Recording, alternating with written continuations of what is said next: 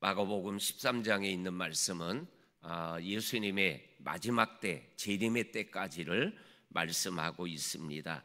이 말씀은 마태복음 24장에도 그리고 누가복음 21장에도 거의 똑같은 말씀으로 마지막 때의 재림의 때를 말씀하여 주시고 계십니다.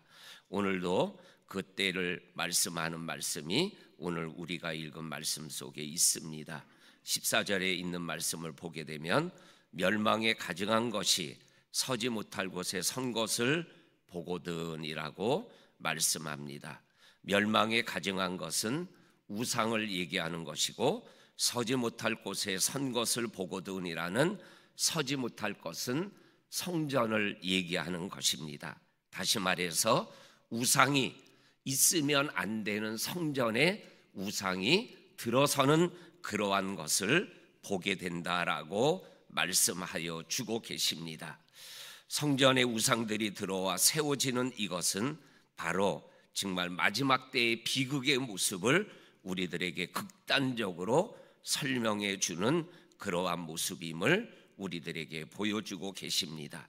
실제로 로마가 이스라엘을 이렇게 멸망시키고 예루살렘을 점령하고 성전을 무너뜨리고 그곳에 로마의 황제의 신상을 세우는 이러한 일들이 있었던 것을 보게 되어집니다.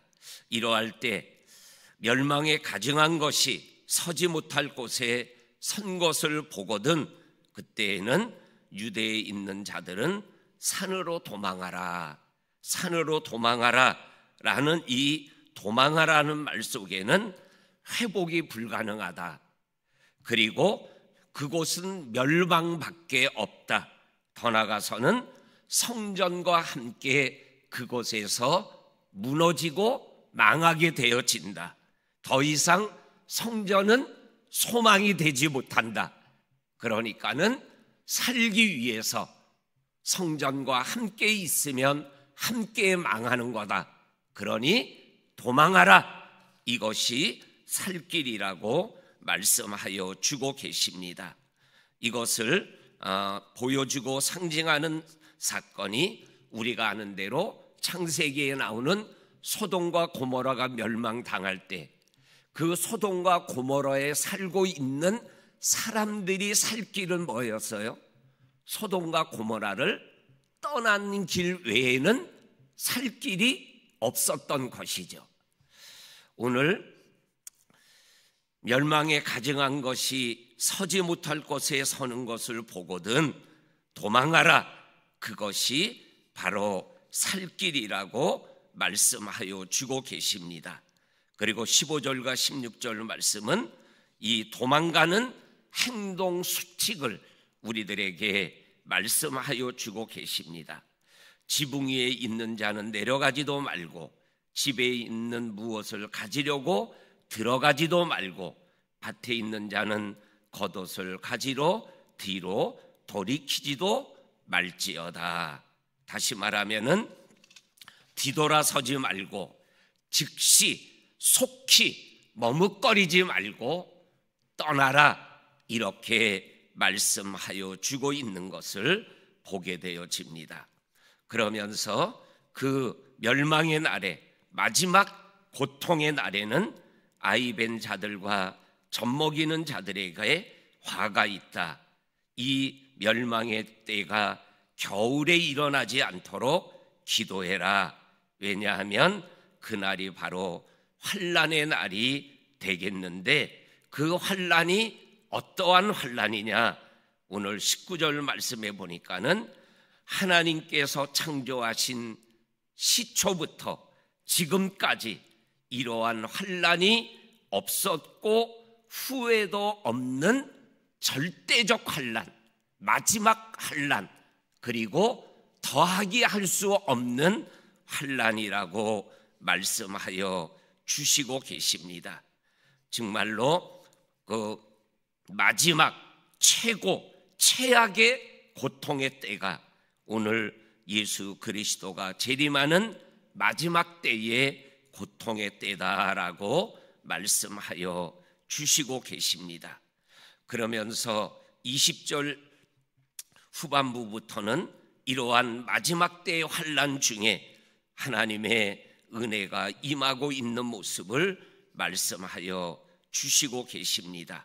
20절에 보면 만일 주께서 그 날들을 감하지 아니하셨더라면 모든 육체가 구원을 얻지 못할 것이거늘 자기가 택한 자들을 위하여 그 날들을 감하셨느니라.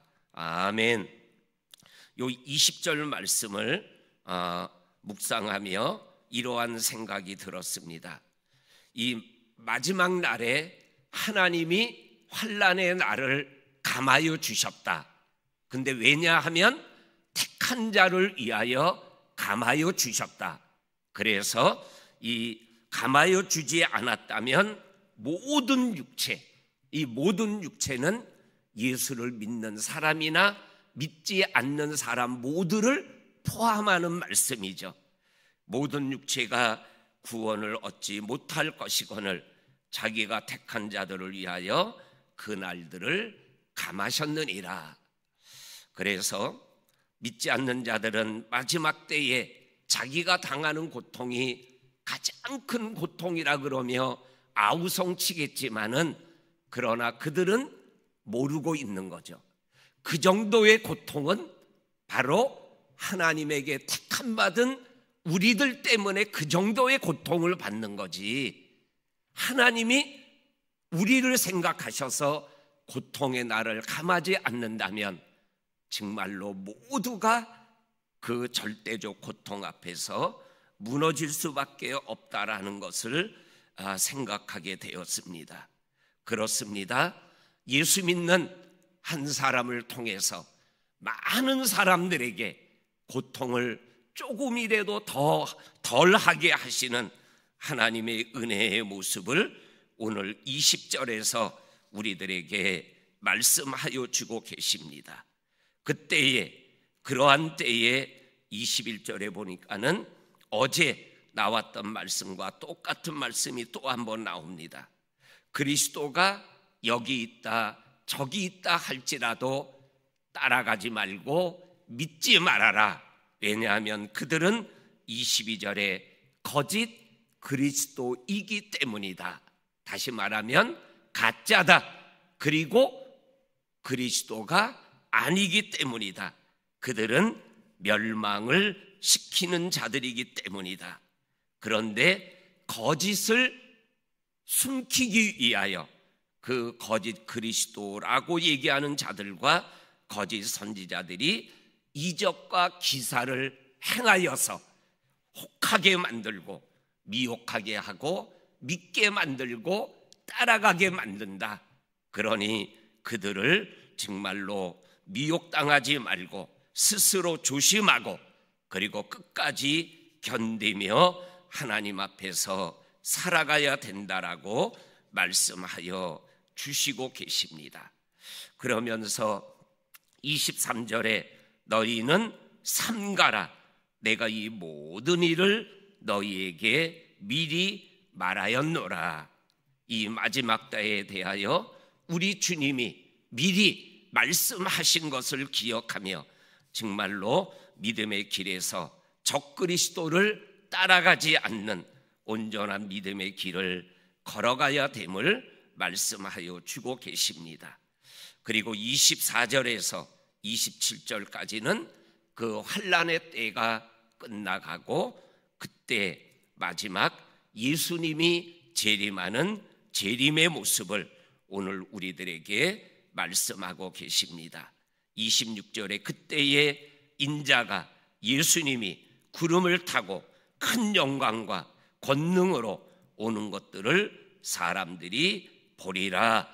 그리고 그때의 재림의 때에 천사들을 보내어서 자기가 택한 자들을 땅끝으로부터 하늘 끝까지 사방에서 모아서 정말 알곡으로 천국 곳간에 드리는 역사가 일어나게 된다라고 말씀하여 주시고 계십니다.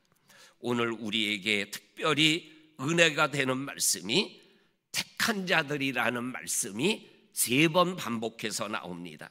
20절에 그리고 22절에 그리고 오늘 끝절인 27절에 하나님이 택한 자들을 위하여 환난의 날을 감하시고 하나님께서 택하신 자들을 택하기 위하여 천사들을 보내어서 그들을 모아주신다라고 말씀하고 계십니다. 아무리 정말로 하나님이 창조한 때로부터 지금까지 이러한 환난이 없는 그러한 마지막 때의 고통이 오지만, 그러나 하나님에게 택함받은 우리들은 그러한 고난의 때를 이기고 하나님의 영광의 나라에 들어간다라는 이 특별하고 확실하고 변하지 않는 이 말씀 앞에서 우리가 우리의 믿음을 지켜나가며 하나님 앞에 영광 올려드리는 저와 성도님들이 다 될 수 있기를 주의 이름으로 간절히 축원합니다. 아멘. 아멘. 하나님 아버지 감사합니다. 오늘도 우리의 믿음의 여정에 하나님이 그때그때마다 인도하시고 축복하여 주셔서 여기까지 왔음을 고백하고 찬양하며 영광을 올려드립니다. 오늘도 믿음의 주요 온전케 하시는 예수님을 바라보며 재림의 그날까지, 아니 우리가 하나님이 부르셔서 천국 가는 그날까지 자로나 우로나 치우치지 아니하고 오직 예수님만 붙잡고 걸어가는 저와 성도님들이 다 되게 하여 주옵소서. 예수님의 이름으로 기도하옵나이다. 아멘.